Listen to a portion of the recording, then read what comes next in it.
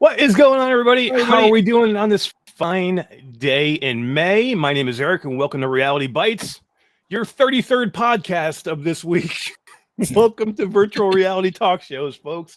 This is a weekly VR talk show that airs live 2 times a month at 4 p.m. Eastern Time, where we broadcast simultaneously to YouTube, Facebook, Twitch, and yes, you can watch us live in VR in the Multiverse app, and you can hang out with your virtual reality headset on, see me and see GT and see the gorgeous D doing the awesome wheel.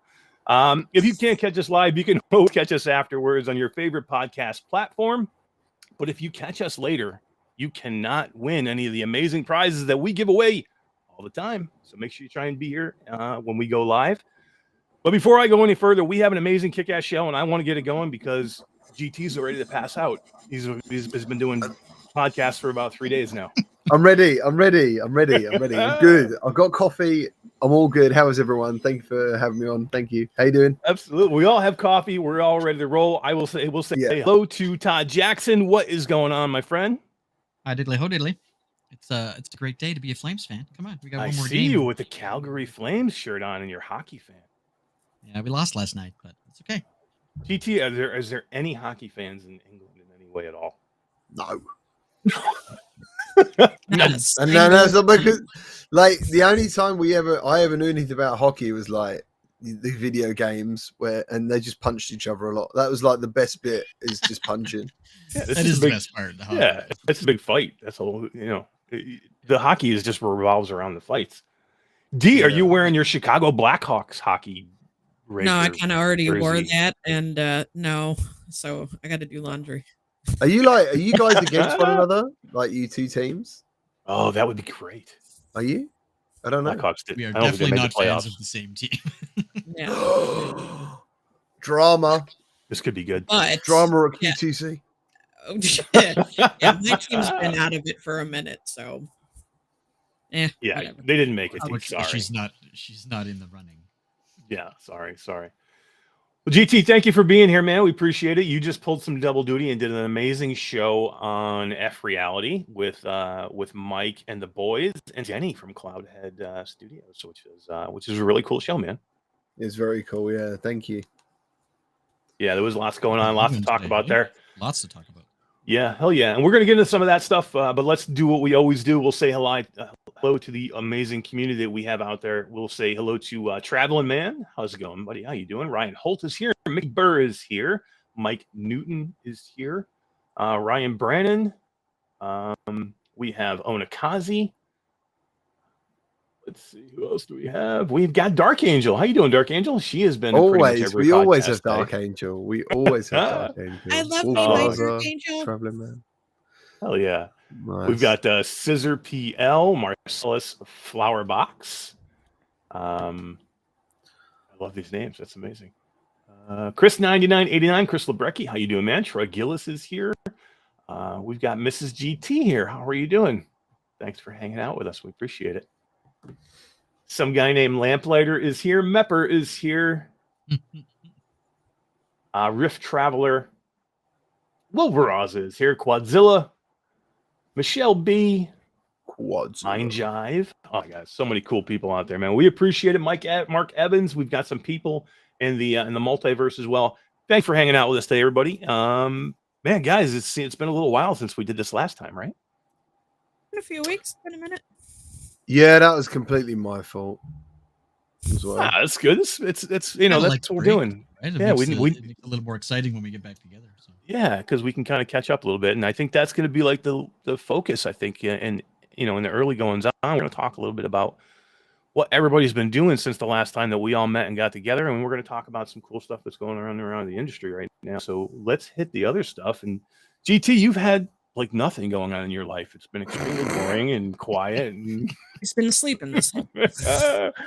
Mate, it is completely the opposite. Oh, that's what I know, man. So you've made some big life changes, man. And I'll first say congratulations and amazing. And you can finally say you were alluding to it the last time that we spoke on air for Reality Bytes, but now I think you can officially come out and tell everybody who doesn't know that you have signed on with Fast Travel Games. Yeah, so they took me on as their marketing assistant. I think the end goal will be community management mostly. You know, putting my face in front of the players. I'll be like the person probably arranging get-togethers and content creators and stuff. You know, because I know most of them. But yeah, at the moment, literally, it has been like, well, I obviously went to California, done the meta thing, lost a whole day. Literally lost the whole day. So much travel. That was insane, travel. dude. I was saying, like, it was brilliant though to meet all the guys, like Wolf in VR, Soul Fox, like so many different people. Jay Bratt, like I don't want to forget anyone. Dave Duggan, like loads of people. Alex and Skiva were like, that was crazy. Like in the morning, I'd just turn the corner to get some breakfast, and there is Alex and Skiva in 3D. I was like, oh my god! When you see Skiba for the first time, you're like, holy crap, he's huge, right? He's like 6'6" or 6'7" or something like that. Yeah, he's so big. And like I was so tired. Basically, that whole time I was there, I was only getting like 3 hours sleep a night. Could not adjust to the time zone difference, which is like 8-9 hours.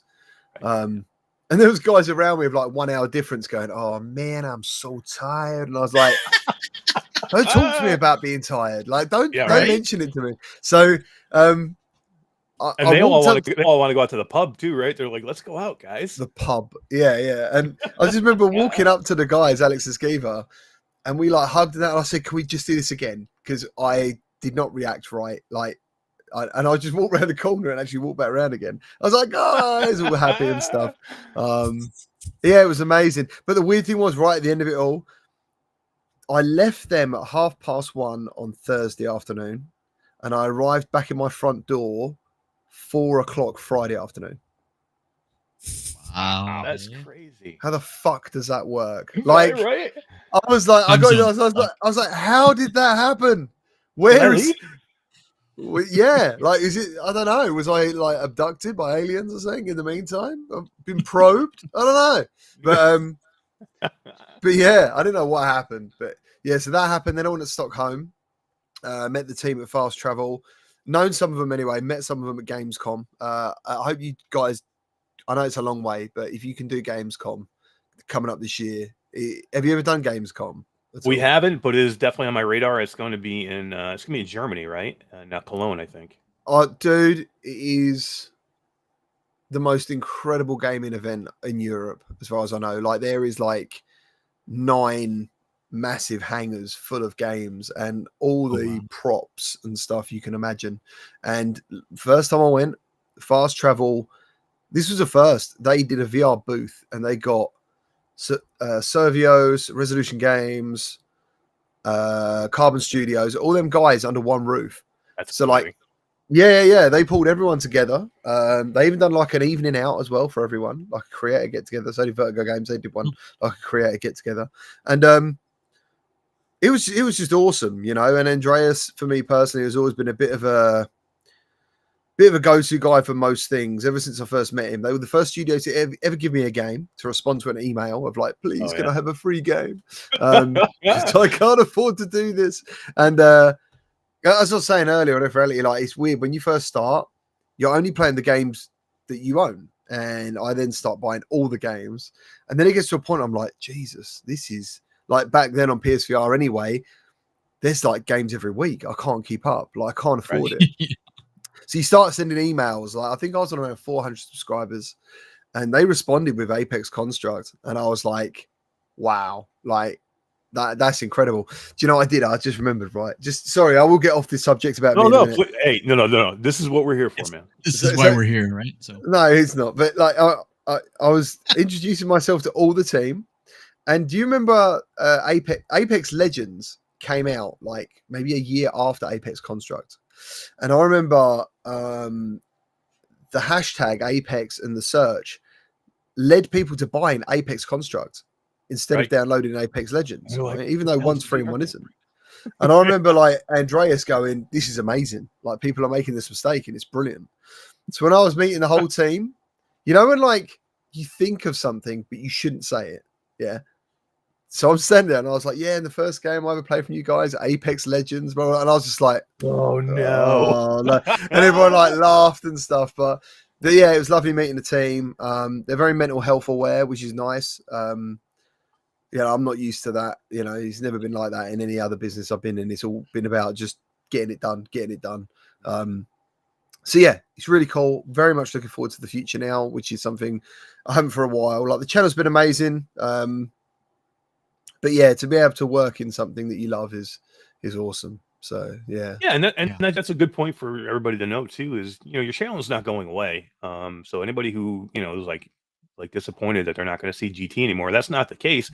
It may change up a little bit for you, I think now, right? You're going to have to prioritize what you're doing a little bit differently, but we're still going to see you live streaming, playing your your favorite games, and doing those things. Just may not be in the same time frame that you. Well, in fact, I'm really hoping to knuckle down like a actual agenda for the first time ever and say this particular day I'll be streaming. You know what I mean? I've never done that before in my life. I want to bring back the podcast if I can, but yeah, at the moment I'm just trying to settle into my new life and learning all these new bits of software as well. Some days I get off and my head's like this is crazy. So, yeah. Yeah, it's always a wild ride when you make these changes, and it's super cool. And you're right, Andreas Juliuson is just such a cool dude. I've dealt with him a lot of times. I've done interviews with him with Virtual Strangers, and he's just such a really, really good guy. And you can tell when these people, it's not just a job for him. He absolutely loves virtual reality, and that guy, he can talk virtual reality all day long. Like if you ever get him in a room and just start talking, you just won't shut up, man. He has so much knowledge. And he's so smart, and yeah, just a super dude. Yeah, he is amazing. So yeah, it's nice, very nice. Ashes to Ashes is back. We see a report from Ashes to Ashes. How you doing, Ashes?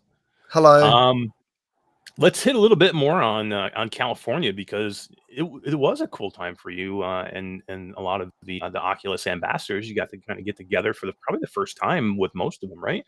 So like Disco VR, Tatiana, Soul Fox, Tech Manju, and Eric Hartley, VR, Brat. Yeah, lots of cool people, man. I mean, just people that work super hard in this industry, and it was cool to see everybody together and taking some pictures and stuff. It was awesome.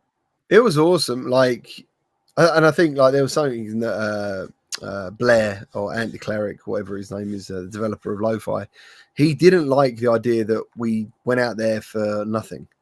He was like, there must be something that you're getting out of this. And to be fair, there probably is. Like, I shared a hashtag of Ray-Ban stories because I used them. I shared a video of the Meta store. But I don't think he liked the idea that he's like, you guys must be getting paid to do this, because technically I lost a week. Yeah, I didn't know no one was paying me money that week. Yeah, it was actually costing me money because I had to buy stuff and and things. Even though the trip was paid for, you still sort of sustaining yourself a little bit.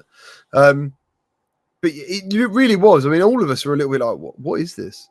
Like, are we really just going to a shop? And are we really going to the Meta campus? Like, is that what we're doing? And we did. It was exactly that. We met some of the Meta team, Ruth Bram, one of the main people. That was cool. That was really cool. She's awesome. That would have been really, yeah, but there was nothing, honestly, even though we signed tons of NDAs, I think everyone was like, dude, we're coming back with Cambrias. Like, this is it. This is it. Million views. I don't know. Pull your green screen back so I can see it. It's right there. Like, there was nothing, honestly, nothing happened. And we was all looking around like going, why did we sign anything? Yeah, why did we sign anything? We didn't really know. But we ran the Meta campus, which I can only describe as like a movie studio. It was crazy. There was like 100-inch digital screen out in the middle of nowhere, and all these deck chairs, and there was like free food, and I was like eating cereal, Lucky Charms, Cap'n Crunch, just like it was great for me, yeah, because that stuff costs a fortune in the UK. So I was like, I'm gonna eat loads of this, and yeah, and then we went into an arcade. They got an on-site arcade on the camp, and it was incredible. And the Meta shop was I thought really cool, especially as a proof of concept that things like that should happen more. It was great. It was a real event. It was looked like a lot of absolutely fun, sharing. Yeah. It was amazing. Well, I mean, I know. Look, Blair's got some strong opinions, and most of the time, I think he's way off base. Guys brilliant at what he does. He's way off base on content creators, and he can have his opinions, and that's fine. But that's neither here nor there. To me, it was a great move by Meta to bring out their ambassadors to show off the Meta shop, and we would all be happy that there is a shop where you can go in and put a virtual reality headset on. Yeah, because you can go to Best Buy, or you can go to any major box store, and you can look at a virtual reality headset sitting in a shelf in a fucking box, but that's not going to make you want to buy it. But if you can go to a store and say, this is one, but maybe they start to do more, and maybe it pops up in New York or some bigger cities. Well, the Apple Store started, right? Yeah, exactly. How many Apple stores around? Play with an iPad. Yeah, but if you could go in and put a virtual reality headset on, how many more people would buy them at that point instead of just looking at a box? You know what I mean? That was the thing. Like, and this is a bit like when I had stuff to use in VR, and why I don't make videos on all the products I get given is because I would have made a video about that store anyway. Because it's my interest. I love virtuality. If someone said to me, GT, there's a virtuality shop down the road, you don't have to fly me to California to go, do you know what? I'm going to get my phone out and actually film some of the shit. Like, I would have done that anyway because it's something I love. And seeing like a 30-foot bloody massive screen, people like standing in mixed reality. Oh, it was awesome. It was so good. And the shop was a bit small because in my mind, like there'd be like 100 people in there. There probably won't be, I don't know. But yeah, it was good. It was really good. And I really hope it's the beginning of stuff. Yeah. Either way, it's exciting, right? It's exciting to see this. And, we all talk about mainstream VR. And if you're in mainstream VR, you got to have stores where they show it off, like anything else.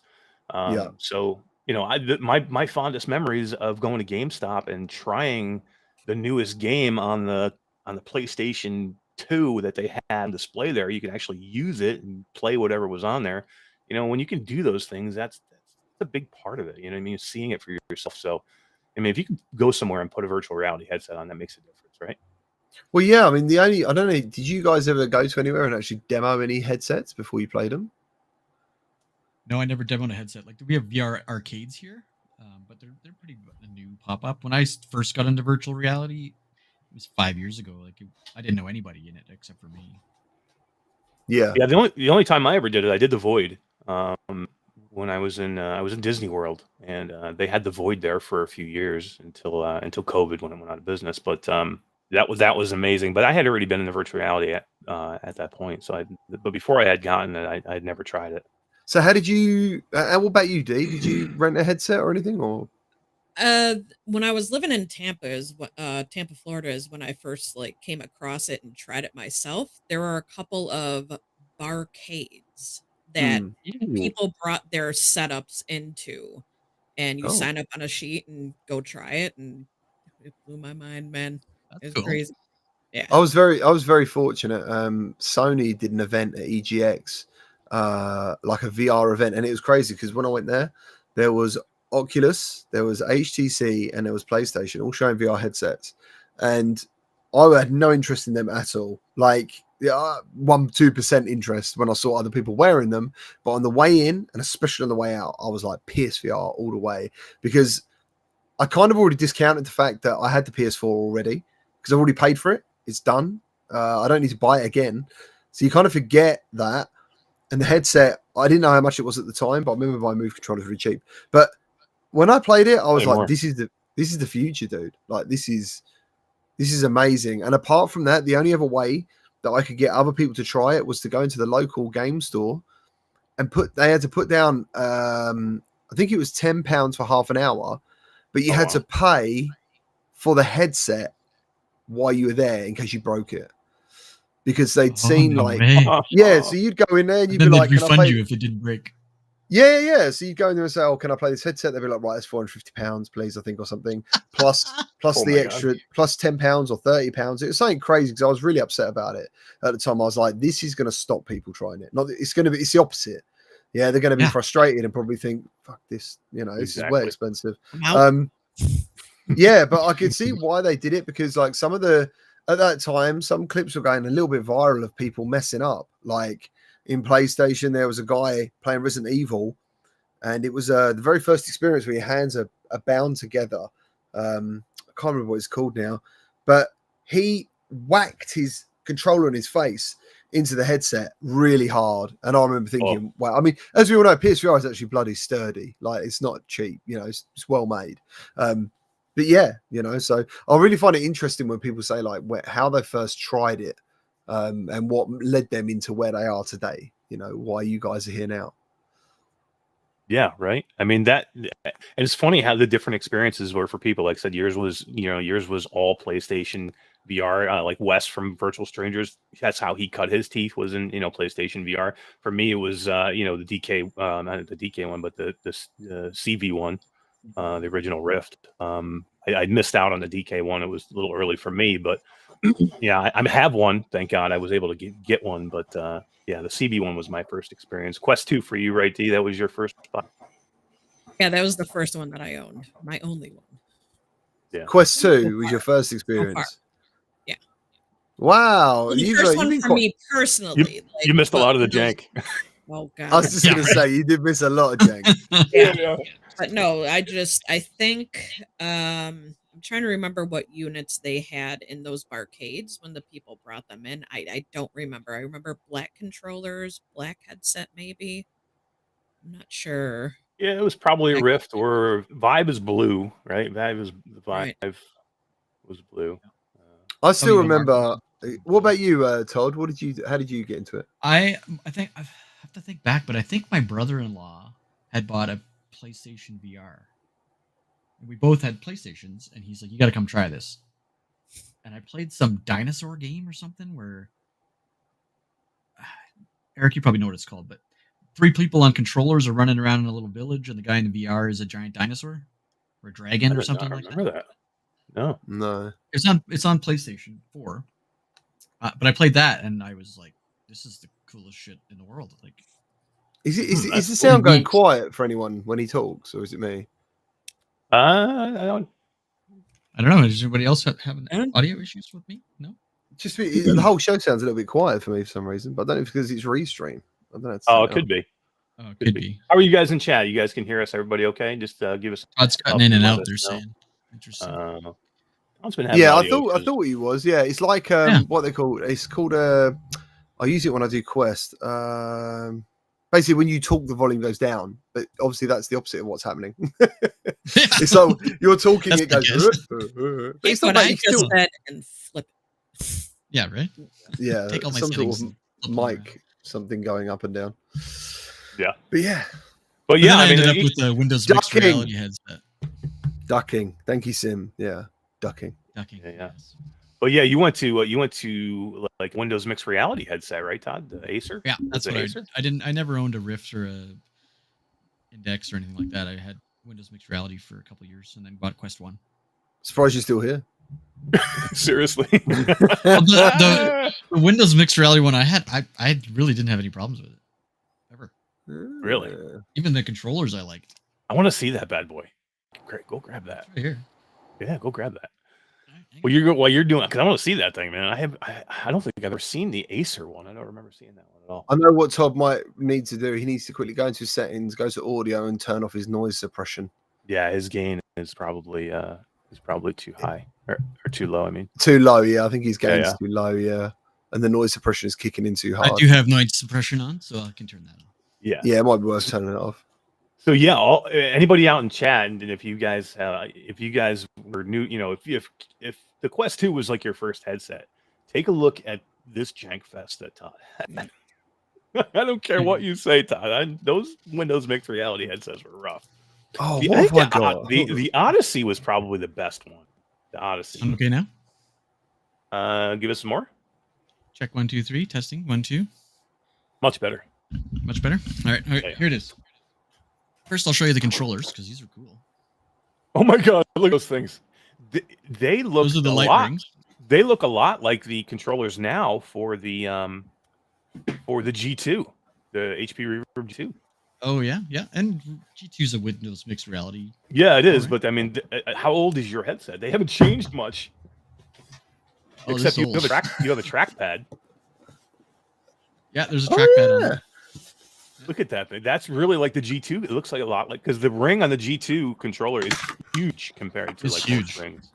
I Wow, bought- GT I still bought- got one in the box. I bought this thing. What the hell is It's that? like a That's the DK1. yeah, it must be a DK1. Oh, yeah. Yeah. I bought one too. I found one used for $100. Oh, DK2. DK2. Okay, that's the That's DK2. DK2, Yeah, the yeah. DK1 didn't have anywhere near that good of a strap.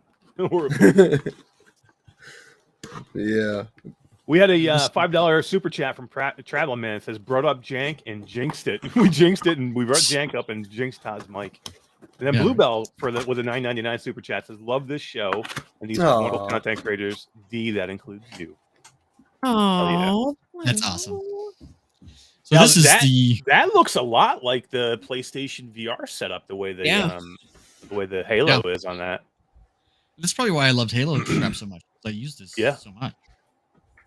And the sizer on the back, just like PlayStation. Yeah. And it was nice because when it was on your head, it could flip up. And you could flip the whole room. visor up. Yeah, yeah. And then you could clip it down and it flips up and stays up. Yeah. It was mixed reality. I don't know why it's my green screen's fucking up. It's the mirror in it. Why is D gonna cry? Why are you gonna Don't cry, make D? D- this community has been so awesome. They got me this green screen. You know, Todd got me this mic, and okay, no, I'm not gonna cry. Not gonna cry. Don't cry. Just Cry, D. Cry. Give it a minute. Think very, very happy thoughts. Come on, let's go. Yeah. Oh, she's gonna go. She's changed color. No, Oh my god. no, almost. You go, It's like the girl. reverse Hulk. She went, oh, wait a spare drink. No, Oh god. that's precious coffee right there. I can't. It is awesome. It is. It's so. It doesn't matter like really how many viewers you have, subscribers you have, and stuff. There's super special people involved here. No. This is great. It's really great. No. Yeah, I mean we wanna we have a see, lot. We We have a lot of crossover in our communities between GT and Virtual Strangers and Twin Realities and Q2C VR Gamer and even Rendered Reality had a great show today. A lot of the people that were watching that show are here now, and F Reality. It's just F reports so well, and they saw that D needed a green screen and they donated to us so D could get a green screen. Seriously, within like 10-15 minutes of that buy me a we hit our mark. coffee, it was Yeah. done, and so was I, because the tears were just going, dude. Because I love Nice. you guys are awesome. We Yeah. love you. We love you, D. Jim Hall says, Oh, suck it look up, D. at Suck it up. She's got hair in the pigtails as well. Mrs. GT says, she says, I love nerds. That is quality. We are all the best nerds because we're virtual reality nerds, and those are the best nerds in my book, for sure. Agreed.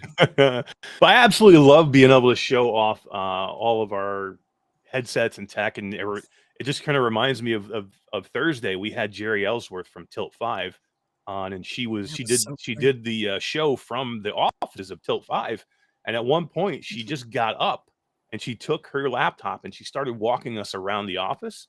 And they have individual like boardrooms, like meeting rooms that are designated by console platform. So they have a Sega room, and you go in there and there's a small conference table in the middle, and there's every Sega freaking thing you could look, and like all Sega paraphernalia. The walls are covered. Sega. They have a Nintendo room. She showed us. They have an Atari room. They have a PlayStation room. One of the most important features is a wall full of pinball machines. Okay. Wow. Yes. 50 pinball machines down the wall. Yeah. She's at like 85 or something, I think she said in her clip. There's never enough. Kyle Side Quest Kitchen says, dude, Jerry was amazing. And she was. And yesterday, guys, was Kyle Kitching's birthday. Happy birthday, Kyle. I didn't see you last night streaming, so I'll say it today. Happy birthday, my friend. And congratulations. Today is Felipe. I haven't seen him yet. He might be a little busy. Yeah, Felipe had his daughter the other day, or his son. His son. Yeah, had his son the other day. So congratulations to another one of our community members, Felipe, for on the buddy. birth of his new son. What do you think we give away a key real quick, guys? Spend a little bit here. Let's just so you guys know. So we got a couple things to give away this week. We didn't really mention it earlier. We have a key for Super Hot to give away. It's a Steam key for Super Hot. We have a Quest key for Demeo to give away, donated by our buddy Troy Gillis. We're going to talk a little Demeo as soon as we get done with this. We have a key for Eternal Starlight to give away, which is a RTS space game, right? You get to it's like an Ender's Game type game, right? You guys see that movie? It totally reminded me of Ender's Game. Yeah. Great movie, great book, and you basically control a battle fleet, right? It's kind of cool. I think I've messed up my camera. You have. You're completely frozen. And he's not coming back. I thought you were deep in thought. Oh, there now you're back. You're back. Thank God. I thought you were. I was like pondering the what? question of Eternal Oh Starlight. my God. I was so scared then. I was frozen forever. Sorry, and it wasn't even like a good look. It was an awful face. Yeah, that game actually is really good. It is, and we don't have enough. We don't have enough real-time strategy games in VR. We need more of them. There's a few good ones out there, but it's cool to have one, especially on the Quest. And then we have a BoboVR M2Pro we're going to give away, also as well.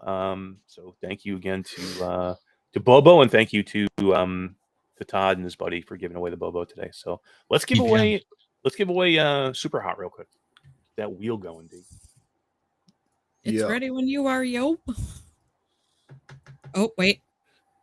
We have Z Storm Games stopped in. What's up, Z? How you doing, man? Hello, Z. He's been pumping out some content this week. Been doing lots of cool stuff. I wish I could click it to spin it. we could give you control of the wheel. No, yeah, that's fine. Do it. GT's like, I want to do the wheel, man. I do want to do the wheel. Only I get to click the wheel. Hi, diddly ho, neighbor. We could get a separate GT wheel. No, we don't need a separate GT. Then my face going round and round. Oh, that would be fantastic. No, why did I say that? It's such a good idea. Todd, next show. It'd be 5 minutes. I'm already working on it. Okay, please. Rattlehead. Congratulations, Rattlehead. So GT, since the last show that we were on, we talked about Super Hot because Dee said she had never played Super Hot, and you were like, "Hey, what?"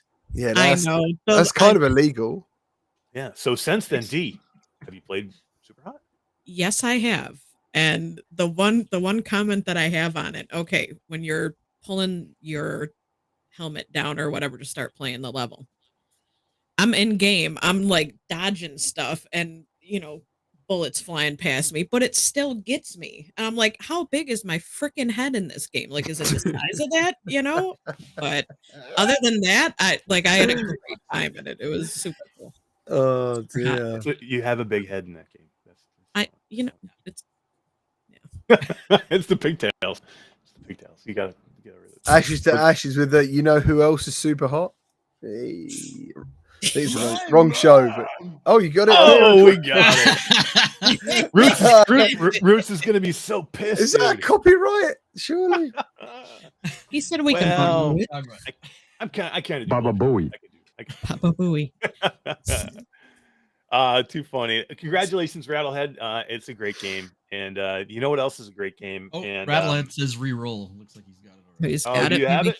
No worries, Rattlehead. Just message me. I have other keys, and I'll give you another key. Yeah. Nice. So just message me, and I'll get you a key, and we'll roll the GT. Let's do the GT again.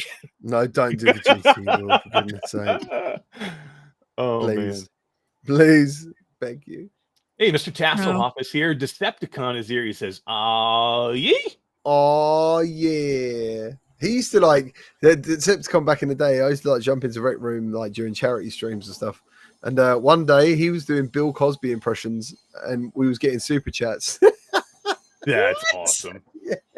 Yeah. He'd chase me around hiding a bin and be like, "You see," and he'd start doing his Bill Cosby stuff. It was so good, man. That was before I probably even put my face on YouTube, because I was always on PlayStation, you was either an avatar or in a game. You never put your head on anything. So yeah, that was funny back in the day. Do you like being on? That's probably a good question. Like, do you like a lot of content creators feel like, okay, I have to, or I'll get better views if I do it. But some do it because they like to be on. They like the people to see each other, to see you, and like you feel like you connect with your audience maybe a little bit It's better. interesting because like a Wolf in VR, for example, I think he only recently showed his face in a live stream. Yeah. Oh yeah. And when I asked him about it, I just think he didn't see it as a necessary thing, but he'd also heard what you just said. I need to do it, blah, blah, blah, but he just didn't do it. Why did I do it? I'll be honest, and I know exactly why I started doing it. It's because of ZimTalk 5. When I first met accidentally Mike and Zim at EGX, Mike had 20,000 subscribers. Zim had 10,000 on Twitch. Wow. And my friend, I had like 120, right? And SciTech Games have invited me. Thing is, back then, 10,000 subscribers for a VR channel was big. That heard of, yeah. That would have been like 2016, yeah. So Europe, who else was up there? Like UK Rifter, people like that, they were big. So anyway, my friend, I had like 120 subscribers, and he just kept going around all these people saying like, this guy's a YouTuber. Yeah. And I remember picking up the Galahorn from Destiny, like a big model of it. And my friend went to take a picture of it, and he went to the guy who owns it. He went, listen, I think you should let him have it because he's a YouTuber. I was like, will you just fucking shut up with his crap? So anyway, I'm playing Windlands 2 for the first time. Never used a Rift before. And when I come out, my friend has gone. Actually, if it wasn't for him, I wouldn't have met him. He went, oh, these guys are YouTubers, and they do virtual reality. I was like, no way, really? And that's how I met Mike and Zim. And that's interesting. That's so cool. I've never heard that story. No, I don't really. I just remembered it. And yeah, so they were already doing the podcast at that point. They were together, or they just had known each other before. Just they were friends. Yeah, we're just friends. Yeah, I don't know if they were doing what they were doing at the time together. Yeah. Well, it wasn't F Reality in the beginning. It was. I don't remember. It was in the beginning. It would have been something else. Yeah, like it had loads of different people on it. Oh, and, yeah. I think like PSVR Frank was on there at one point. Yeah, he was on there. Yeah, and I just remember like he was talking about stuff, and I said to him like, "Have you got any advice?" And Zim was like you've got a good face, so you might as well use it and put it on the screen. So I just remember thinking, I'll just wait until I get some like equipment, and I'll do it if I can. So. Yeah, that's that story. It's very long. So. Yeah. No, it was good. It was good. It's good to see that. It's good to see. Let's roll that key one more time, guys, and then we can move on. Nice. Orlin Hooper, how you doing, man? Thanks for coming by. The Sept. Hello, everyone. How you doing? A lot of people are rolling in, man. Ben F is here. Serenity is here. Guido7335. How you doing, man? Guido. Karina Stimpson is here. How you doing, Karina? Paul Fennessy. Guido. Biz the Game Cat is here. What's up, Game Cat? Love the Game Cats. Meow. There it is. Meow. Todd, you okay, brother? Working on it. Oh.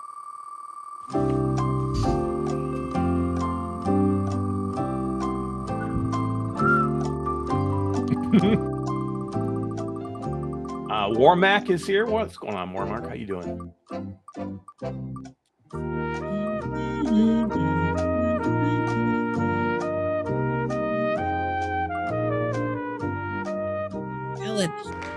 Yeah, Sir Khalid.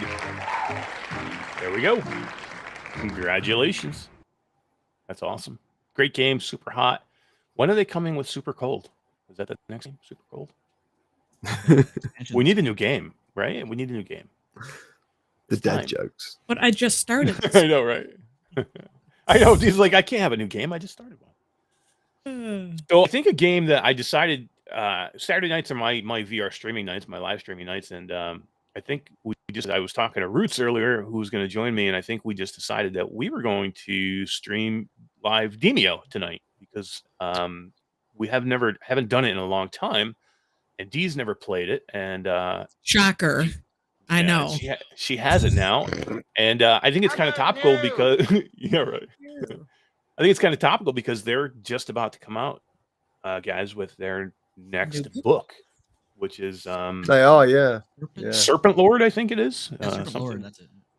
Yeah, it looks pretty interesting. And GT, you're a big fan of Demeo? I love Demeo. Did you guys get the bloody board thing that they sent out to everyone? Virtual Strangers got it with the little figures and Oh, it's amazing, dude. It's so good. so cool, right? Yeah, like I've not really ever seen community props like that, like or whatever. You know, that is something very special. Yeah, And the did a game nice is job with special. that one. The game is very special. Yeah, right. It was great. The game's amazing. Yeah, and they keep coming up with new content, and we do have the new book coming, so they actually have a physical book copy. That's kind of the way it looks like in the game is you have these books, and that's how you open it up, and that's how you start the game. And yeah, they're going to send the physical book copy, and we'll be able to show that to everybody hopefully within the next week or so. But yeah, that sounds cool. But yeah, I mean, their content is so good, and more free content. Guys, are they going to have to start charging for this stuff soon? We're at the 4th book now. I don't know. Like Walkabout's charging $3 a course, and I will gladly pay it every time. I would pay for this download content if it was $3 or $5 for a whole new book in Demeo. I would be okay with them charging. I don't know. It seems like so much work to give content for free. Everybody appreciates it, and it's fantastic, and it definitely drives new people to buy the game. But I don't know. What if they went the pistol whip route and they said, "Look, here's our 4th book. If you own it, you get this book for free. But as soon as it drops, we're upping the price of the game. And we're going to charge $6 more for the game than we're charging right now." Think that would be fair? Yeah, well, yeah, I think so. Slightly, I don't know. It's hard because I always think it's weird in my mind. Like if something's doing really well, it should get cheaper a little bit. Like, do you know what I mean? Drives people to want to buy it, right? When it goes on sale, not when the price goes up. I think so. Yeah. Yeah, I mean, it's just it's a tough call because at some point you got to figure that you're at a point of diminishing return, though, right? Like, how many more people are you're continuing to put time and effort and money into putting out content for this game?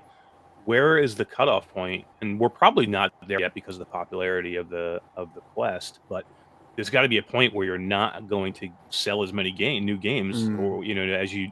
So basically, what I mean is you're not getting enough revenue in for the amount that you're putting out to develop these things. I mean, it can't be easy. You have to have a whole team, I'm sure, to create this downloadable content. And if you're not charging for it and you're giving it away for free and you're just counting on new sales, where's the cutoff point? Where's the point where you go, well, okay, we just got to move on then? Yeah, I don't know. Yeah, like Demeo in particular have just constantly added stuff, but they've had a very successful game, and I think when something's that successful, like Demeo clearly has been, they've done a really good marketing push of it with content creators, especially. Yeah. Now they're at a point where they don't necessarily need to ask for that too much because they know people will be interested in their content. But what that does as well is it gives them a good reputation for what they have next. So if you get a new game and you think, well, damn, it's Resolution, like there's going to be some extra content down the line, and it's all about making a good reputation in the community is so important. So yeah, I think alongside lots of other developers at the moment have got a great rep. Yeah. Oh, we got some coffees. I forgot to know. Speaking of coffee, cheers. Thank you to Amber and Troy Gillis. What was their comment? Todd, I missed it. We see a lot of tears in the future. This is the base station, the base donation for D's automated emotion dispensing tissue dispenser. We love you. Wait, what? What are you guys doing? Come on, man. Brother, your mic is so foobarred right now. Did you turn the noise suppression off? Did you turn it off? I did. I turned it off. All I hear is like fans running now in the background. No, those are DT's fans. Oh, are they? Oh, yeah. Oh. It's not me. I'm blaming Todd. So I turned off my noise suppression just in case. I was like, maybe there's something weird going on. Because if Todd's turned his off, why the hell is he going? Exactly. I'm like, why is that happening? Yeah. I don't know. I thought it was maybe something to do with me. So I was like, if I just turn mine off, I didn't know you could hear the fan. I could hear your fan, yeah. Poor Todd. I'm giving him that was. It's not even his fan. It is foobarred though. You still keep going in. I still keep going in and out. Yeah, I don't know. We'll work on just put the mic like that. Are you talking to it? That's fine. Is that better if I talk like this? Then it won't go in and out. Turn it into like an ASMR thing. Maybe not. So yeah, I mean, I would just say that thank you again to Troy Gillis for what he said. I think he was talking about he was donating to D's tear suppression machine, is what he was saying. So yes, That's correct. Yes. D's emotional. It's okay though. It's okay to be emotional. No, not gonna do it. Nope. It's okay, D. Don't cry. You know who else? You know who else keeps going in and out?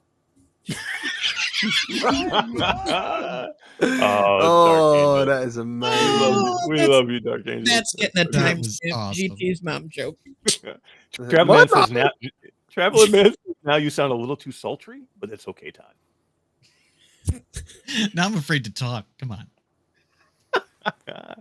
The sultry tones of Todd Jackson. So yeah, guys, Demeo, and I can't wait to play it. I'm super excited. I love it. I don't even know what book we're gonna play tonight. We could play the Rat King. We could do the original since D hasn't played it at all. Yeah. The original, but they got 3 books now. They got the Rat Again? King. What? Did you not catch that earlier? I know. Yeah, I I've know. never played Demeo. Okay, we got to We're gonna stop play these it tonight. surprises on show. You're gonna have to let me know what you should have played but you haven't. That'd be Okay, here's a good rule to go by.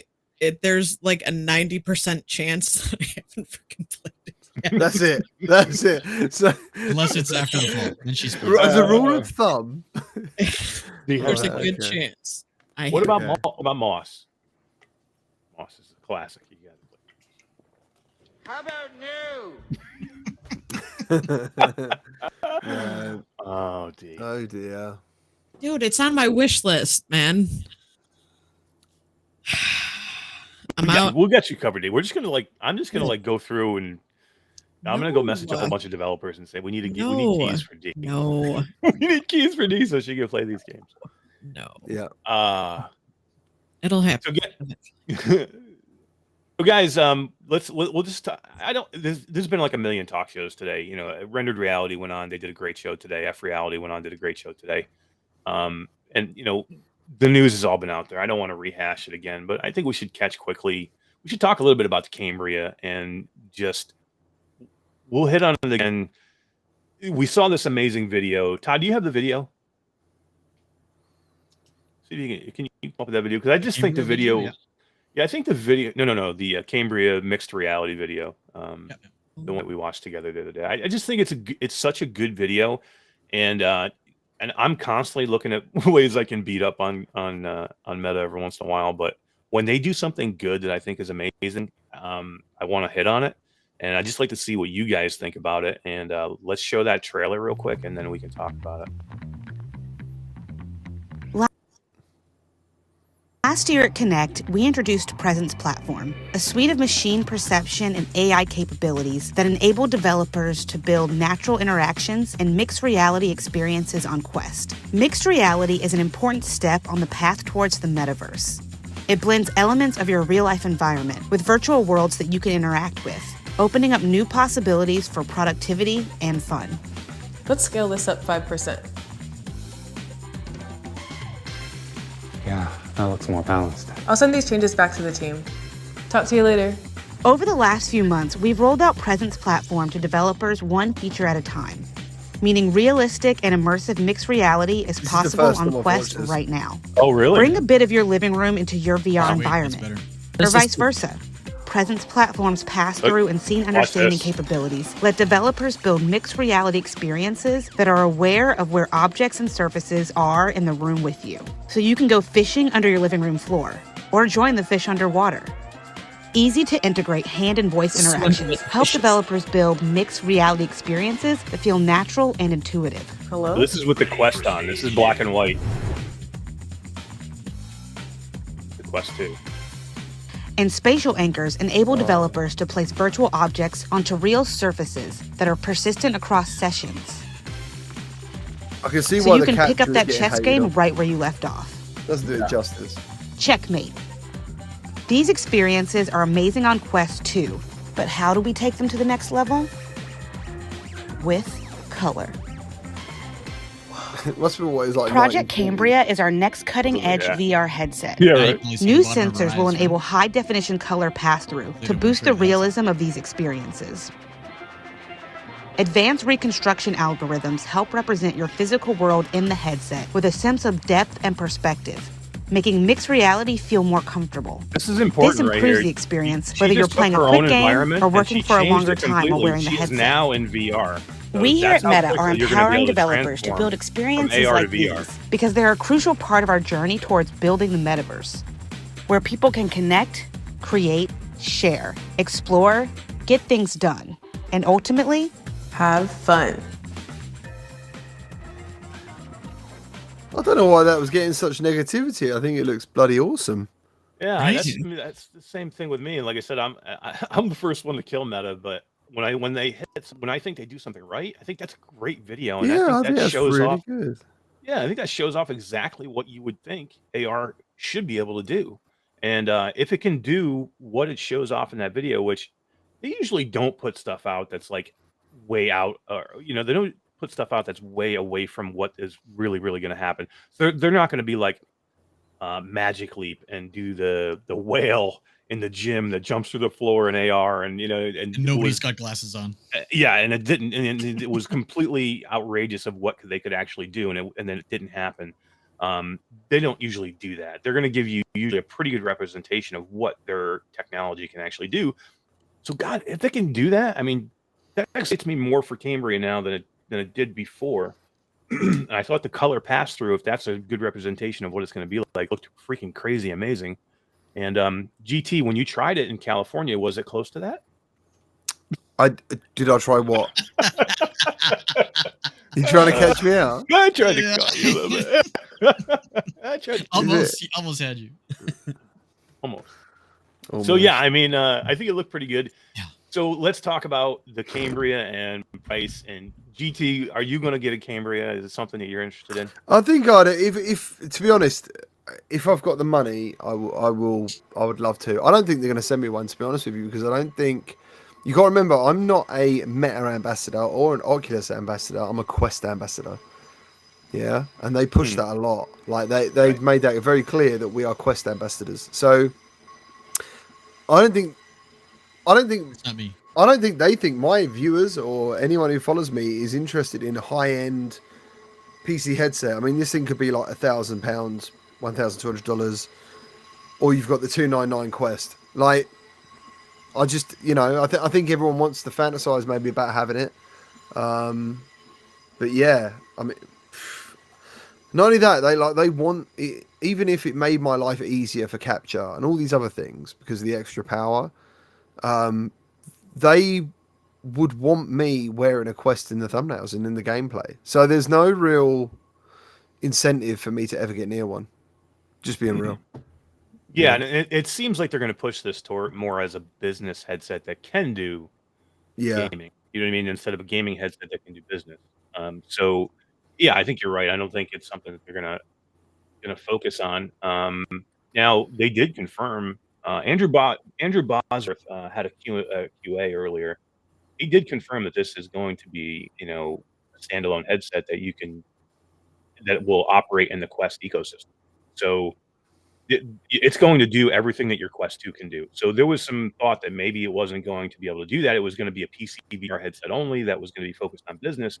But in the QA today, and thank you to Mike Newton for sending me the link to that QA. I did watch it, and it was very, very good. But he did, focus on a couple of things, and that was one of the biggest things I took from it is this headset, the Cambria, is going to operate inside of the ecosystem. So it is going to be a gaming headset. It's just going to be more focused on business and workflow. But Bosworth also did say in there again, he commented that this is going to be a very expensive headset. So, yeah, and that's what's going to separate it straight away without them even trying, is because most people I know, or not most people, but most comments and stuff I get are from younger people, and they probably didn't even buy their own headset. Like, they would be bought by their parents. So, and they're going to also think to themselves, we've only had this a year. Like, he was loving it yesterday. He's having a great time in Gorilla Tag. Like, why do you want another headset? What's it going to do any different? And that's going to be the hard question to answer, because it's going to play the same games. Yeah, I just yeah. And the reason I never watched that video, I saw some clips, is because personally, as a gamer, I'm not that interested in it. Like at the moment, I never have been up until now. Actually, that is the only time, the first time on this show that I've looked at it and thought, you know what, that looks pretty cool. Because I remember the AR experiences on the Nintendo 3DS and stuff, and yeah, if you add VR to that AR thing or that MR, whatever it be, whatever you want to call it, that'd be amazing. Yeah, you were talking. You were talking about that a little earlier on F Reality about Nintendo and the Nintendo, the 3D. It was the 3DS, right? And they had a picture of like people, and you could like put that in like an avatar or something, and it would like the avatar would like move around your house, right? That's it. So I mean, how long ago was that? That's crazy that they had that way back then. Dude, I have no idea. Pokemon Go on your cell phone right now, right? You can just launch that app and Pokemon runs all over your house. Yeah, but Nintendo had like this is 20 years ago. Yeah, so, I mean that was crazy. That just shows you that if Nintendo wanted to do something, they could take it. Probably. Yeah, if they wanted to get into VR, dude, I reckon it'd be amazing. Artful is here, and Artful says it will be expensive because it will have 12, 24-month tech support and has to be about $1,500, I expect, as eye tracking, etc. over the bifocus. Great. Yeah, I think that's pretty much where everybody is sitting now. Probably going to be 1,500 or north, right? The idea of this being a $799 headset is probably gone now, right? Because that was the rumor that we had leading up to this was, $800. Yeah, I've always been in the $1,200 market. That's where I think it's going to be. And honestly, I'll probably still get one. Well, you see, Todd works and you do a lot of work inside a headset. You do work inside now in a headset and V spatial and things like that. So, this would be. I could spend my whole day working in VR for sure. That's so cool, do that man. More comfortably with better graphics, maybe a bigger field of view. I don't know if that's going to work, but and have now a PSVR or a PCVR headset, a true PCVR headset, and still use my Quest ecosystem. Yeah, I mean the good thing is these are all the first days. This is all the first thing. You're looking at the first version, so you got to try and expand on the idea of like, yeah, this is my space, but what if I turn it into a living jungle, and then I did my work? But the graphics aren't crap, like they're good graphics. That's what you're looking at. That's what will happen eventually if it grows. Yeah, and that's what I've seen in the Lynx R1, which I did kickstart back that, and I actually got something from Kickstarter today, and they actually asked for my information again because it sounds like they're ready to ship.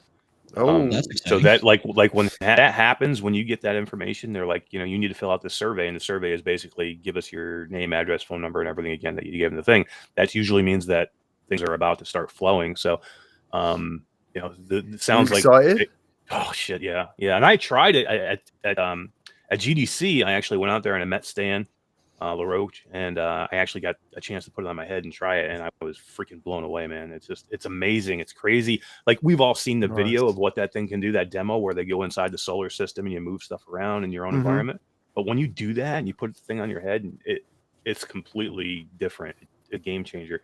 I think it's better what they did. Lynx, what Lynx can do is better than what they show in that Cambria. Oh my God. Was it starting to sag?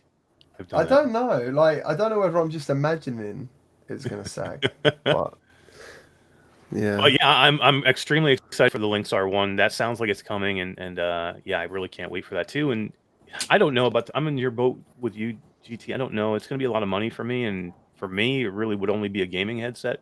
I mean, for what I do, most likely I'll probably have to get it just so I can have it and show it to people. But yeah, like how much use I'd get out of it. It's a new toy. That's the one reason why I would get it right now. It's a new toy, electronic, so I gotta have it. Yeah, that's true. That's why I got that bloody Steam Deck sitting there.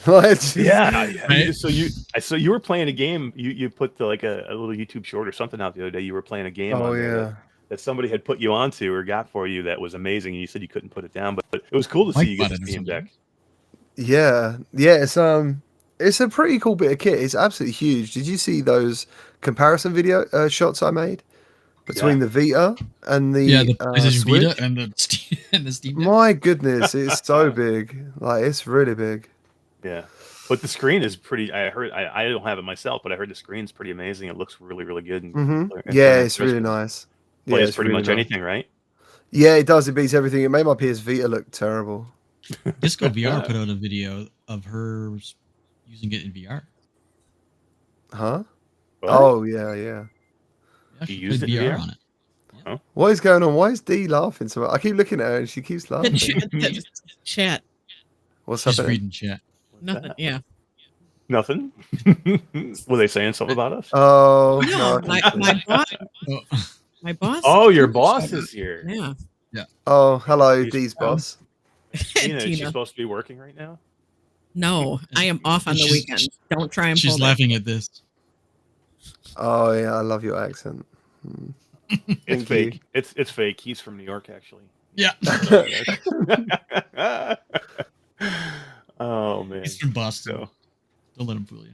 it's Boston. Hello. Hey Tina, how are you doing? Thanks for coming and hanging out. We've got a ton of people just popping in and out. It's it's good to see so many different people. I think Dark needs to have a bit of a moment. Like she's she's You losing it? He's on a roll with the mom jokes. She's loving it with the mum jokes. Artful says, I'm eager to see what ByteDance and Pico are intending to drop if they can do a Cambria copy of 1,000.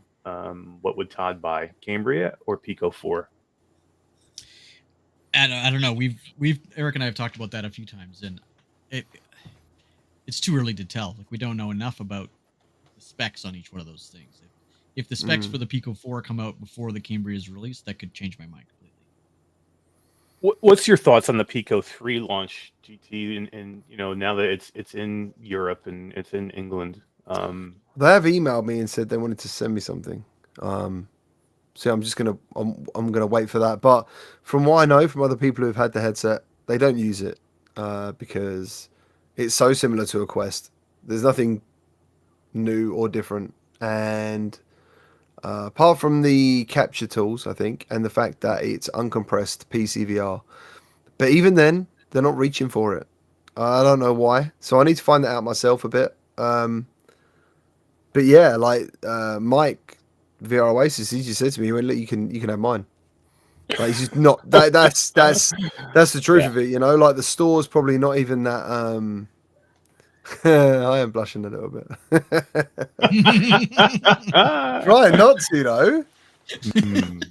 Yeah, so but yeah, I don't know, man. Like they said they wanted to like do some work with me, so I'll just wait and see what it's like. But a lot of things go into a headset, and like stores, the way the store's laid out on the Quest, even though they keep changing the UI, that's really important. It looks so great. The games look great. The presentation, it's very easy. You're getting all the exclusive at the moment. All the best games are there. So, yeah. Content drives the headset, right? If there's nothing to play, then... Yeah, and that's the thing. Like, when we was talking earlier on F Reality about PSVR 2, like, I think Denny was a little bit like, not too sure how this is going to come across. But for me personally, I see it as the biggest IPs in gaming outside of VR are there. And people are just going to flock to that. Like, if you said to someone, do you want to be Kratos in God of War? Like, do you want to be that guy? Like, people are going to be like, fuck yeah, of course I do. Yeah. Like, I want to throw around the blades of chaos. Do you know what I mean? I mean, you that would feel as cool as fuck, but you would look mental. Oh my god, can you imagine? you can honestly, all the videos now of people just destroying their living rooms already. Throwing around the blades of Kratos. But I mean, I think Denny is a little off base there too. Content drives the platform, so I don't care what it is. If you're going to give me AAA content, you're going to put it on PlayStation VR 2. That is where people are going to flock to buy it, as long as they can get PlayStation 5s to run it. That's the hard thing. But if they can do that, why wouldn't people do that? I mean, they look at all the people that are enamored over all these mods that are coming out right now. You have all these amazing mods. Why fall up arms over them? It's because they're getting their favorite games in virtual reality that you can't get anywhere else. So if you can do it and not have to mod it, and you can get it out of the box with a PlayStation VR 2, and it's built from the ground up for VR, How is that not a win-win for PlayStation? And how are people not going to flock to that again if they can get the PlayStation 5? The modding scene is incredible, literally incredible. Let's just check Z-Storms. People were talking on the PSVR Reddit yesterday about literally buying a PSVR just for RE7. So yeah, you got to remember before the mod, you couldn't experience RE7 in VR, and that was, as far as I'm concerned, one of the best VR horror experiences to date. And like some people have been really surprised. They're like, "Why haven't you made a video on RE7?" And there's a very simple reason. It's because I've completed it like 4 or 5 times or something like that on PSVR. It was so good. So even though I've updated my mods and I've tried the mods, and if there's anyone I'm going to play, it's RE8. Yeah. I've played them months ago, so I'm like, it's not new to me. It's very hard to sometimes be like, oh yeah, I'll do this for views. Sometimes I struggle with that. It's not really me. I gotta want to play the game or experience it, capture me experiencing it to enjoy it. But yeah, the mod scene at the moment, like Quake 3, I've played that 2 or 3 times in the last 24 hours. It is sensational in my mind. Yeah, I saw you were streaming it this morning, right? Or earlier today. Yeah, I haven't streamed for like 2 months, and I was like, dude, I need to like get back into this. Just get my setup right, because streaming Quest is exceptionally difficult, and if you don't practice it, you can just get like, you can be fumbled because there's so much to try and manage. And yeah, it went really well. I was really pleased. And Quake is a fast game, like, and the stream kept up with it, or the side quest app kept up with it. But it's just what Dr. Beef's done. The fact you can 2-hand weapons, like these guns are not supposed to be 3D modeled like that, like. Right. Yeah, you can hold a shotgun with 2 hands, or if you hold the rail gun and bring it up to your eye, you get a scope. Like, and he's even made a VR menu, so all the weapons, you just hold the right grip and you got a VR menu to cycle through. All that shit, and then you put B haptics on top of that. Yeah. Goodness, it's so smart. Like, I know. I'm really gutted there's not more of a fuss about it. Like, I saw it. It's weird on Twitter. People are like atting me saying, "Where's your video?" And I'm like, "I did it in February, but I'm definitely gonna do it again." Because people forget, right? They lose it. It's like, you see it like in February and it's gone. You know what I mean? Yeah, but I did it again. I did the stream and then I cut it down to a video, and that video is like not doing well at all. It's like, I don't know, 8th, 9th out of all my top 10. But I think somehow some people might think it's clickbait. Like, they might not actually believe that the original Quake 3 Arena is actually now, as far as I'm concerned, a native VR title. Yeah. And that's an issue too, right? Because that's what happens is people have done so many of these clickbait things where like, oh, I'm playing Fortnite in VR and they're playing Pop 1. You know what I mean? You do that too many times and then you get to the point where I am fucking playing Elden Ring in VR. I'm not kidding. You know what I mean? Yeah. I'm really playing Elden Ring in VR. I need to do that. And then people don't want to do it. Yeah. And as Onakazi had said here, he said the reason, some of the reason why people are so excited about the mods is because we're hyping them up so much. But they're hyped up so much for a reason, man, and that is because they're that damn good. I had one of the best experiences this past week going into Elden Ring and playing it, and it works so good that I was going to ask you about that, like if you can go into depth with it a little bit, because personally, I find the combat so exactly timed. It's all about timing. How does that transition into VR? How does that work? So you need to get out of your head right away that you're not going to play this in third person, and they put enough stuff in there. No, you're not going to play it in first person, and they put enough stuff in there. They have all these different views that you can do, and you can control it to you can pull yourself out, and you can pull yourself completely away and play it like it's supposed to be played flat, is in third person. That's how you need to play this. Do not play this in first person. Right. Okay. Yep. That's the way to do it, because they have 3 different views you can do. You can do the first person view. You can do a close view, which is kind of like over their shoulder almost, third person. Yeah. And then you can do a little farther away from that. And then they actually, with your right thumbstick, you can actually adjust it and come even more farther away or up or at an angle. I actually backed the camera up a little bit and raised it up above a little bit. So I was looking down a little bit on the character. Man, I could move around so easy in there.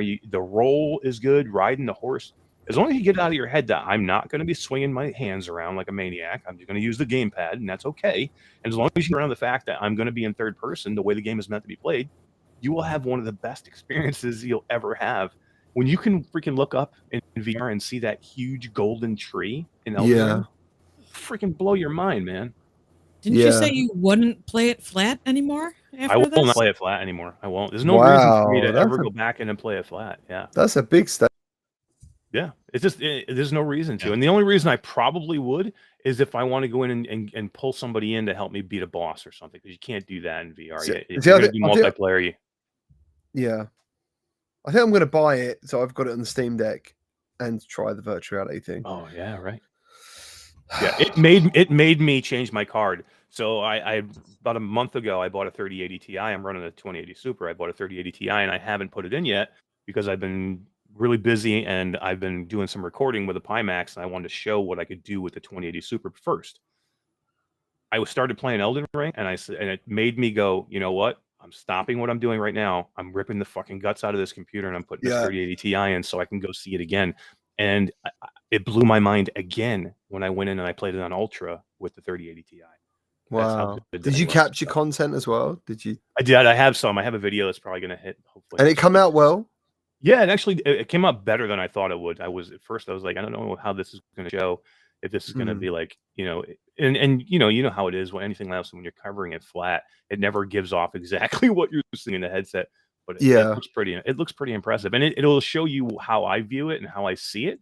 So it'll give you an idea of how the combat is and stuff like that, which I think is the most important thing.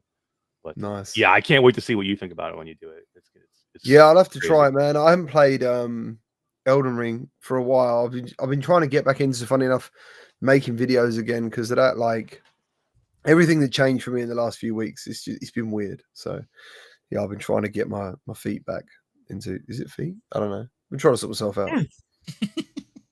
Something's happened in Vox Machina, and I don't know why. Oh, really? Like, yeah, suddenly the like Quest version. I don't know. I'm getting I don't know. I'm getting a real spike in views. Like it's gone from, I don't know, 100 a day to suddenly 136 and counting, going up every 60 minutes on my really old review. So I didn't know whether there's any DLC been announced or. And was that your Quest review or your? Yeah, Quest review. Yeah. Wow. Yeah, I didn't know whether something was going on, and I didn't see it. No, I'll have to go back. Nothing on there. It's not on sale, is it? I love that game. It was so good. It might be on sale. Maybe that's. Dude, Vox Machina is so wicked. Right? I love it. It is not on sale. Yeah. I wonder what it is. I mean, it's just that cool of a game. I mean, if you're looking for a mech game, I mean, it's just freaking amazing. Yeah, maybe. What they were able to do with that game and move it from PC to Quest was awesome.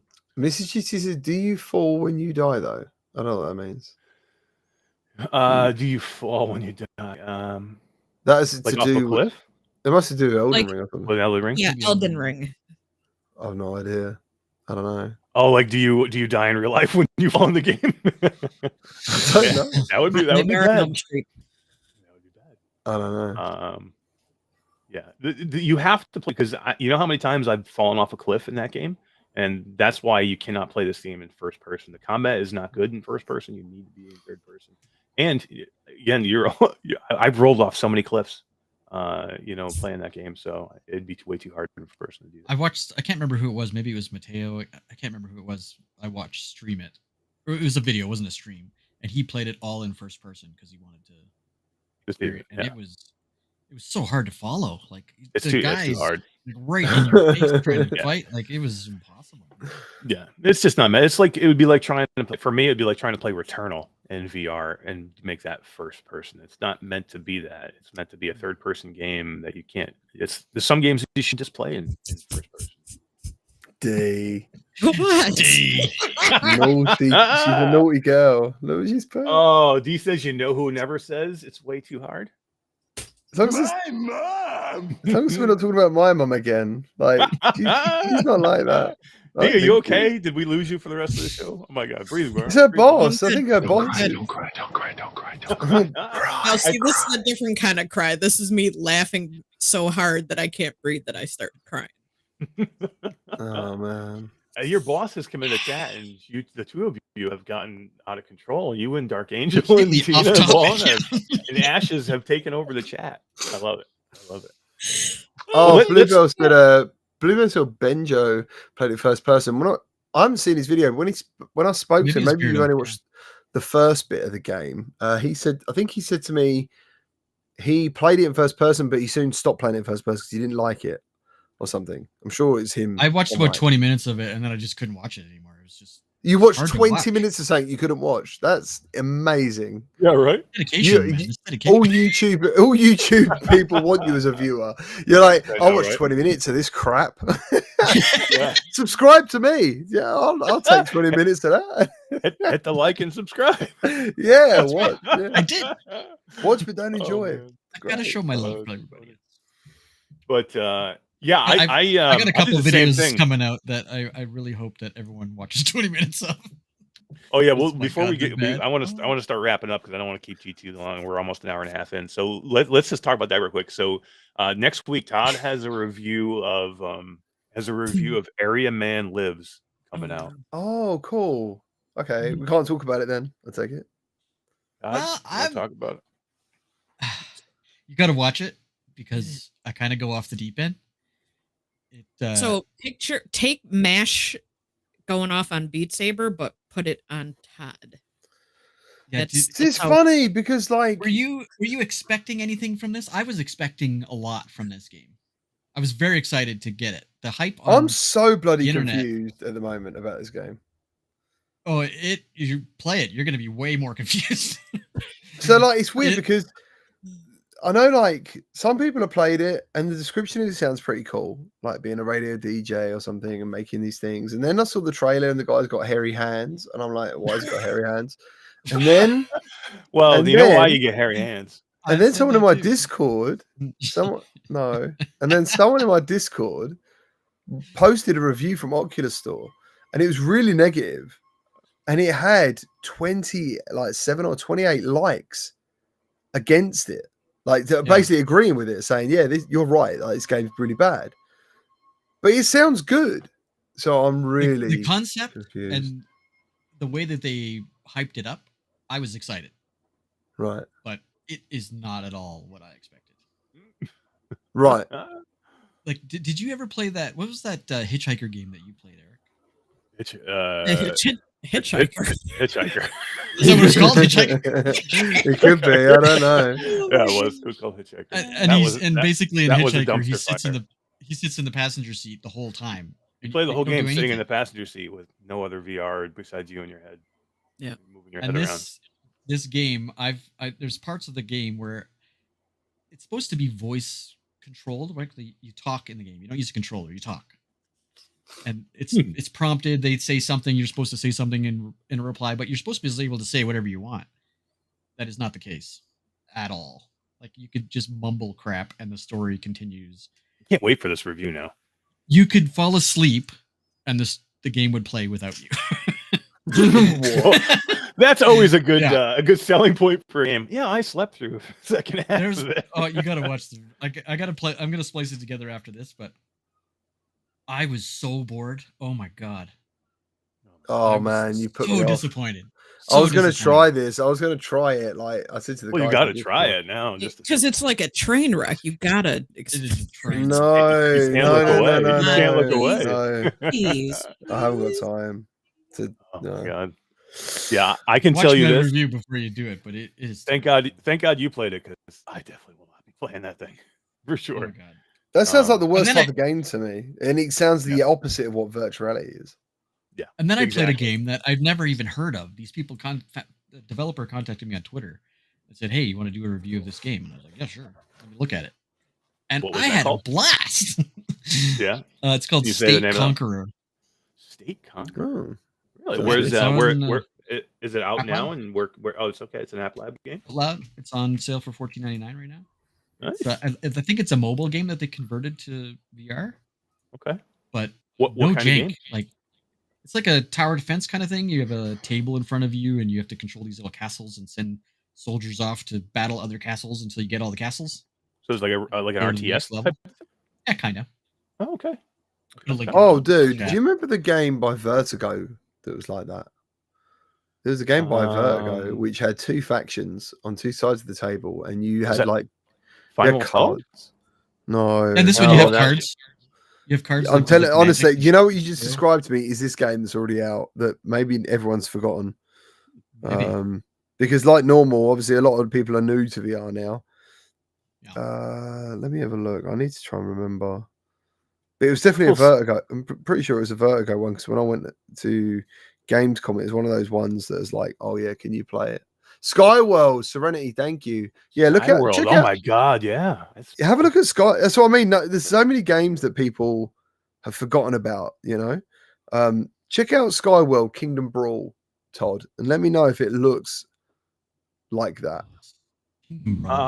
Art says, any news on Finger Gun? Do we know? And we do have some news on Finger Gun, and I will tell you guys that I am currently contracted with Miru Studios for Finger Gun. I'm doing some marketing and I'm doing some PR for them.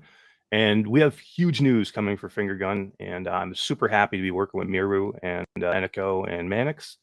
And they're a great team over there. And this is going to be a cool game. You guys are all going to be looking forward to this. I have played the game back to front, and I can tell you that stay tuned. I'm going to have lots of news coming up, and within the next few months, there's going to be lots of stuff coming from Finger Gun, and I'm going to be a part of it. Play with your feet as well. I mean, oh my God, could you imagine? Imagine that. Foot gun. Yeah. For those people who like feet, they're going to be like, "Wow, can I watch you stream that?" I grabbed the trailer quick of this state Conqueror thing. I want to show you. Yeah, let's take a look at that. It'd be cool. They have a trailer, which is good. That's very animated, cartoony. They have a trailer. They have a trailer. That was a good sign, right? I'm so worried this is going to be exactly like Skyworld. It is very similar. I just looked at the other game. Skyworld's different. Yeah.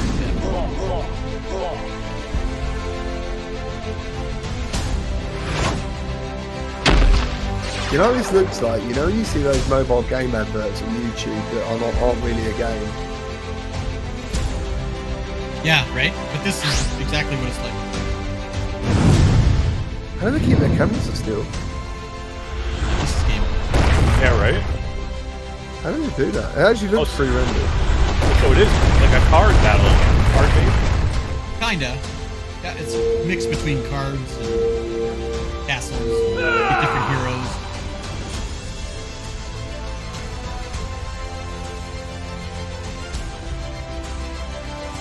This has got. I know you're saying it looks exactly the same, but this looks super pre-rendered. But yeah.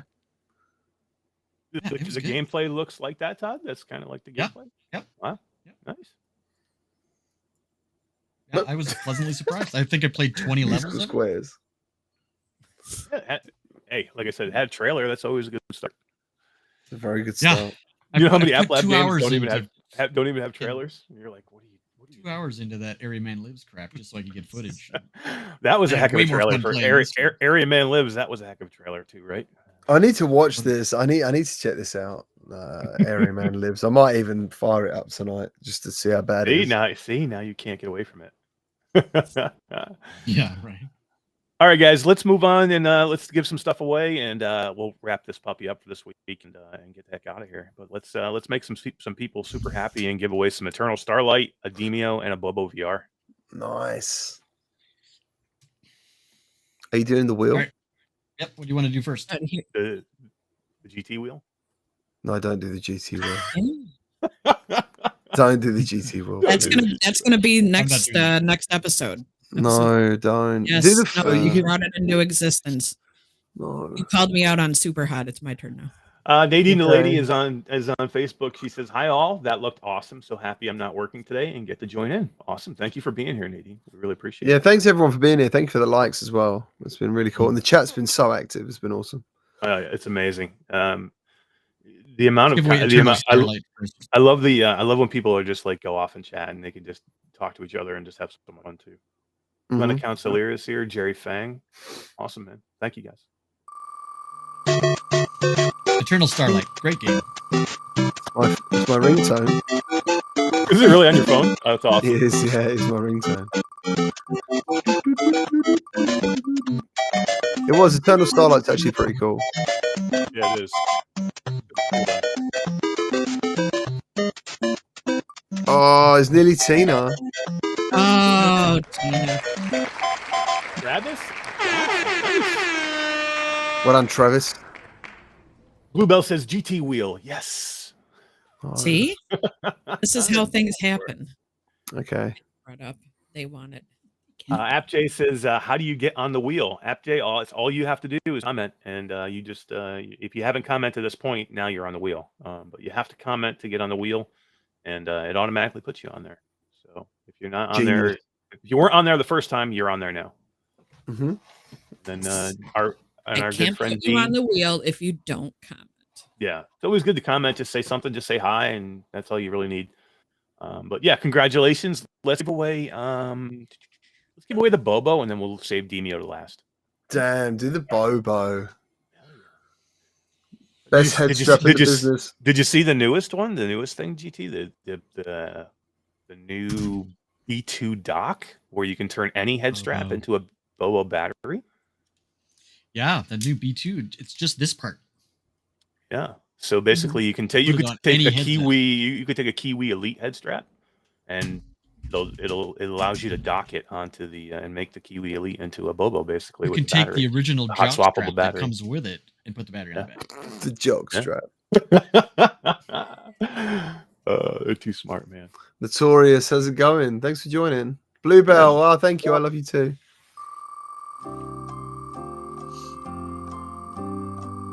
Aylin Kara says VR M2 says Aylin Kara said they bought area manuals yesterday and returned it. Oh shit, dude.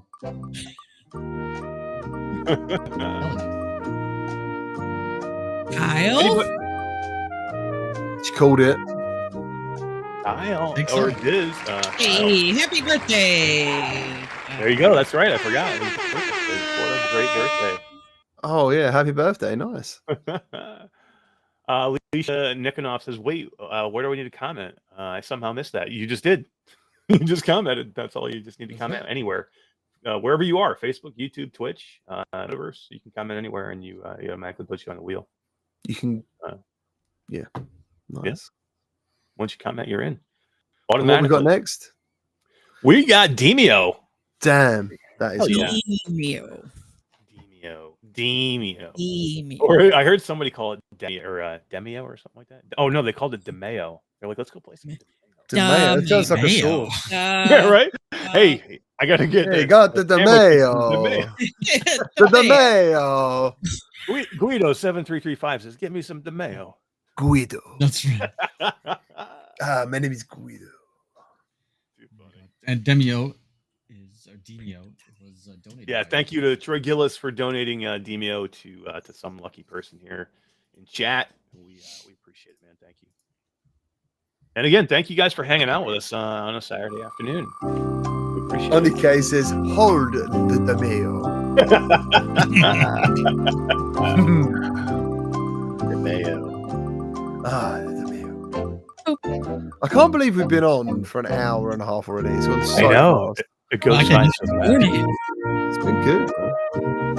Look at that. The new dad. The new dad who just had a baby. Felipe just had a baby, Laterz. Congratulations, man. There you go. Baby boy. No, Lucas. Cool.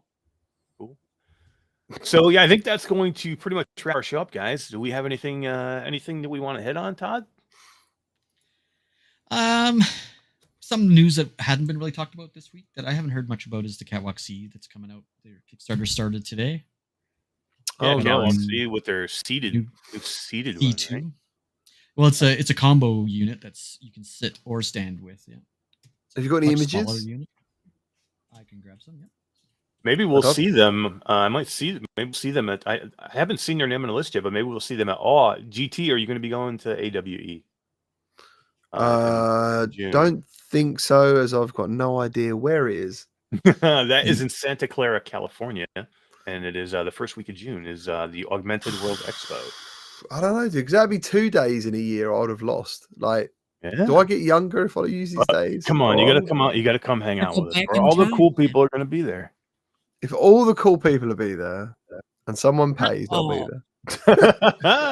Well, tell Andreas they need to send you out there as a representative for Fast Travel. Talk about some upcoming games. I will. So what is this? That's not it. So this is a Catwalk C. This is the C2, so it's just a little bit smaller unit and a little bit more advanced apparently than the older Catwalk C. But the biggest part is there's a professional version. Oh, I see it. There's a chair. It's like a seat. That includes a chair, so you can play seated games as well, and then you sit and run. So that would be almost basically that like would just make cyber shoes obsolete. It was insane. It was going to be exactly like cyber shoes, right? And how much does one of these retail for? I see somebody sitting there. I don't know. See, both of these guys here are sitting down. Oh yeah, interesting. They look really cool. I tried the cyber shoes. They were interesting. $1,000. Looks like $1,000 US. Oh, hold on. They keep going. Yeah, it looks like there's different pledge levels. Yeah, different levels. Yeah, but you wouldn't. The original one was $698, but it's gone. Oh, okay, so that like an early bird type of thing. It's would just you pay today? Yeah, would you pay $690? Would you pay $700 for that? I mean, the original catwalk was over $1,400, I think. Right? Yeah, it was expensive as hell. Right? But now, even that one's gone. What's the one that's like a roller coaster you sit in? The YAW. That's the YAW 2. That new one looks amazing, dude. And they will be at YAW. I just looked at the list, and they are going to be shown at AW as is OWO, and there's going to be a lot of people on the expo floor, a lot of companies. They're almost at $1 million so far on their Kickstarter, and they opened it today. They opened it today. Wow, that's pretty good, man. I think it's because the price is affordable, man. Only been 1 day. Yeah, that's pretty good. Yeah. Traveling man, I'll wait for the anti-gravity boots. Yeah, exactly. Yeah, right. I don't know. It just doesn't interest me. The whole running in VR, and I don't know if I want to run in VR. Yeah, it seems almost run in real life. Artful backed it. How much did you lay down, Artful? Which tier? Oh yeah. Hello everyone on Facebook. Oh yeah. Yeah, I wonder how much. That's pretty amazing. I mean, that's great that you backed it. I mean, at that price, I mean, it was almost thinking. I mean, you could get a B Haptics X40 is $500. So if the early buy on this was $668, it's not bad. Those are Canadian prices you're looking at, right? Those are Canadian prices, so that's even cheaper than in American dollars. Oh no, sorry, that was American. Canadians below. Oh, okay. Yeah, that was American.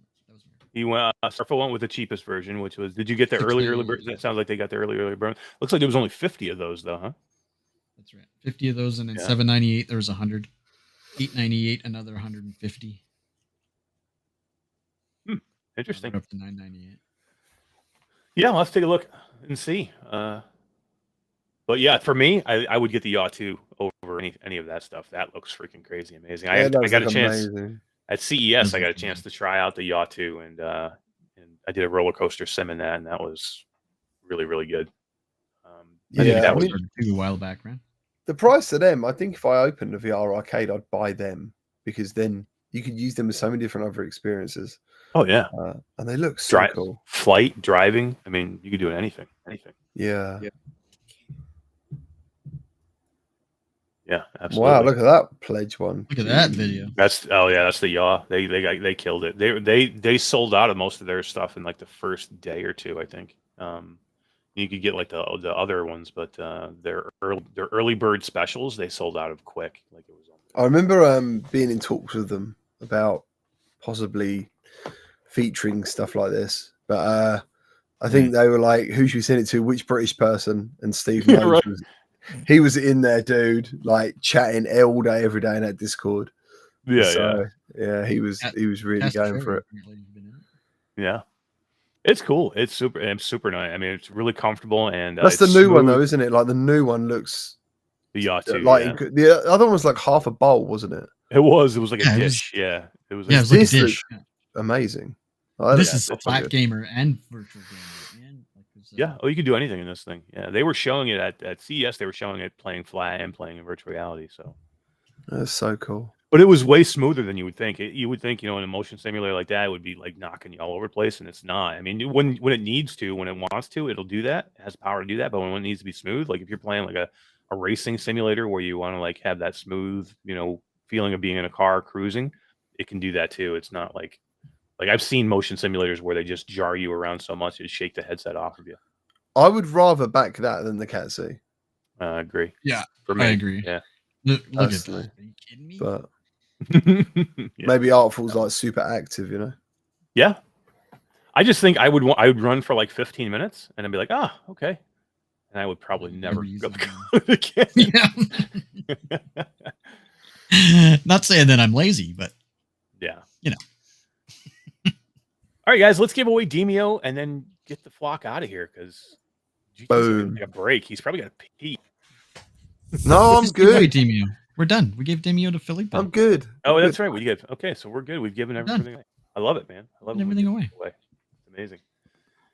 All right, guys, we appreciate everybody hanging out with us this week. We are going to try and do this again. We'll be back. Hopefully, maybe by the end of the month in May. If not, we'll probably be back sometime early June.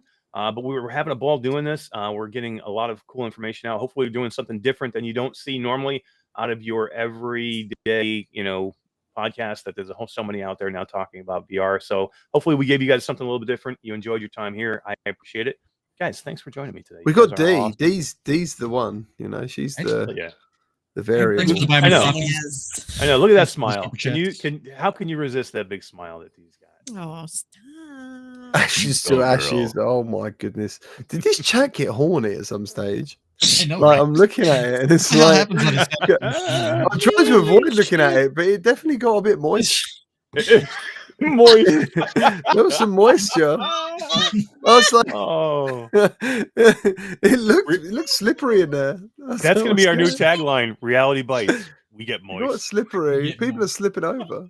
What's going on? I love it. Oh man! And Ruth says, "Get it's been moist." Oh, Oh, there you go.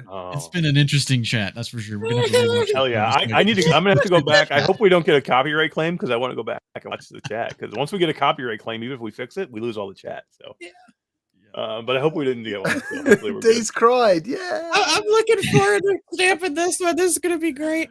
Oh my man, God. that's too funny. All right, guys, this has been amazing. For me, for D, for Todd, for GT. Thank you so much. We'll see you very shortly for the next episode of Reality Bites. Enjoy your Saturday, everybody. Take care. Yes. Bye-bye. Latest. Bye.